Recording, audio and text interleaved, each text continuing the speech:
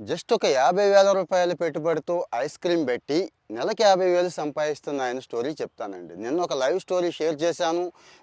వెదురు పండిస్తూ కోట్లు సంపాదిస్తూ ఆ వెదురు మొక్కలు మనకు కావాలంటే ఇస్తూ ట్రైనింగ్ ఇస్తూ అన్ని రకాల హెల్ప్ చేసే ఆయన్ని చాలా ఫేమస్ బ్యాంబూ పాటిల్ని పరిచయం చేశాను. లైవ్ పోస్ట్ చేశాను చూడండి.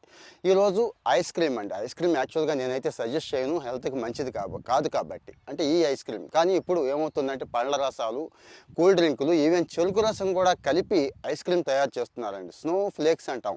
ఫ్లేక్స్ అనగానే మీకు అర్థమైంది కదా, చక్కగా కార్న్ ఫ్లేక్స్ లాగా స్నో ఫ్లేక్స్ అండి. ఇవన్నీ ఒక మిషన్లో పోసేస్తే అదే చక్కగా ఫ్లేక్స్ లాగా ఇచ్చేస్తుందండి. అంటే ఇక్కడ షుగర్ తక్కువ ఉంటుంది, న్యాచురల్ ఇంగ్రీడియంట్స్ కాబట్టి కొంతవరకు మేలు అంటున్నారు.